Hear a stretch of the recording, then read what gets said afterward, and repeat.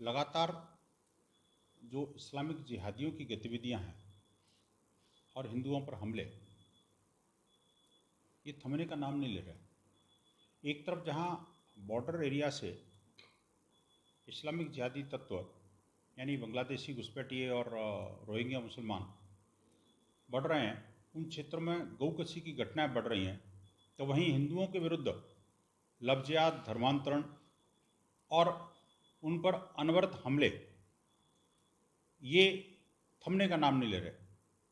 ऊपर से हमारी जो यात्राएं हैं, धार्मिक पर्व और त्यौहार हैं, उनको कभी शासन प्रशासन द्वारा रोक लगा दी जाती है, तो कभी उन जिहादी तत्वों के द्वारा हमारे ऊपर हमले किए जाते हैं। और दुर्भाग्य तब है जबकि हमारे कार्यकर्ता जब पुलिस प्रशासन शासन के पास जाते हैं या हिंदू समाज के लोग जब शासन के पास जाते हैं अपनी फरियाद लेकर के, तो उन फरियादियों को ही अक्यूज्ड बना करके और जेल में ठूंस दिया जाता है।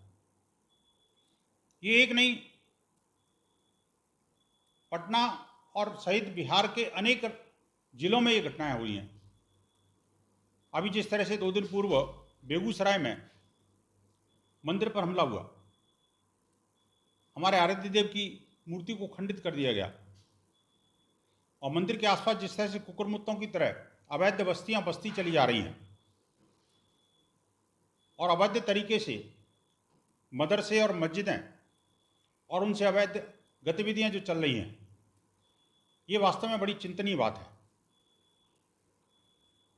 पीएफआई की गतिविधियां, जिसका मिशन 2047 अभी रिसेंटली एक्सपोज हुआ, उसके बाद कुछ शासन की तंद्रा तो जागी, पुलिस ने कुछ कार्रवाई भी की, लेकिन लगातार उन जिहादी तत्वों पर कोई अंकुश लग गया ऐसा प्रतीत नहीं होता। हिंदू समाज इन सब को लेकर के गंभीर चिंता में और एक रोष का वातावरण पूरे प्रांत के अंदर है। जिस तरह से अभी देखा कि हमने बगहा में पीड़ित समाज कौन था, मुकदमे किस पे लादे गए, ये किसी से छुपा हुआ नहीं है। 1800 लोगों पर जो निरपराध हैं उन पर एफआईआर दर्ज करके किसी को तड़ीपार घोषित कर दिया, किसी को जेल के अंदर ठूंस दिया। आखिरकार हिंदू समाज कब तक इस प्रशासनिक अत्याचार को झेल पाएगा? ये बड़ा गंभीर मुद्दा है।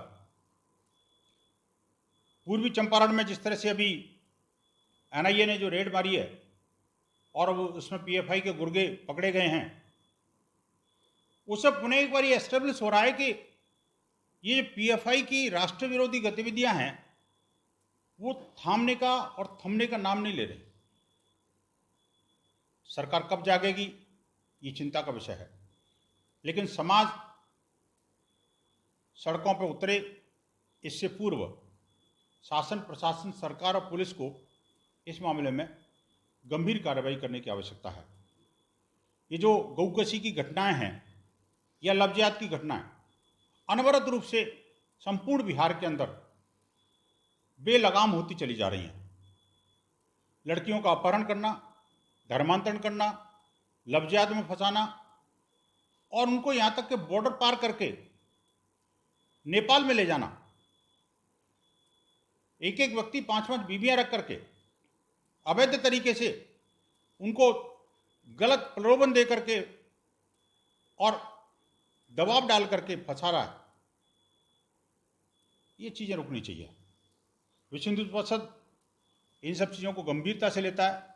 अभी जो देवसला यात्रा आई नेपाल से, उस पर हमले का जो षड्यंत्र किया गया था वो भी अभी एक्सपोज हुआ है। लेकिन आखिरकार बिहार सरकार कब जागेगी, ये चिंता का विषय है।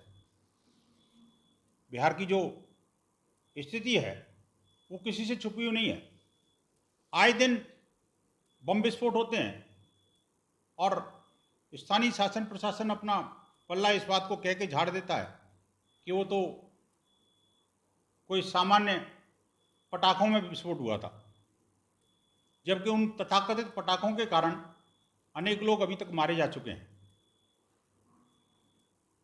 सरकार को इन सब चीज़ों को गंभीरता से लेना चाहिए और बिहार जो वास्तव में एक समय पर अपनी सांस्कृतिक और आध्यात्मिक और ज्ञान के मामले में विश्व में सर्वोत्तम स्थान रखता था, एक बिहार जिसने, मुझे लगता है कि देश को सर्वाधिक आईएएस दिए, इंटेलेक्चुअल्स का एक बहुत बड़ा जो एक उत्पादक स्थल है, ऐसे रिच प्रदेश को जिहादियों, आतंकियों और देश विरोधी गतिविधियों का केंद्र बना के रखना, उनको प्रश्रय देना, ये बिहार के लोग या संपूर्ण भारत के लोग स्वीकार नहीं कर सकते।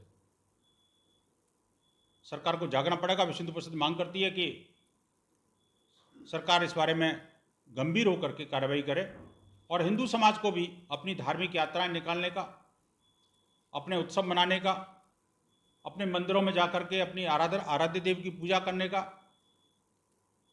ये जो संविधान प्रदत्त अधिकार है वो हमें भी मिलना चाहिए। आखिरकार हमें कब तक इन सब चीज़ों से वंचित किया जाता रहेगा? कब तक हमारे मंदिरों पर हमले होते रहेंगे? कब तक हमारी बहन बेटियों की इज्जत के साथ खिलवाड़ होता रहेगा? ये रुकना चाहिए। आपको नहीं लगता कि बिहार में बजरंग दल को खौफ है सरकार से?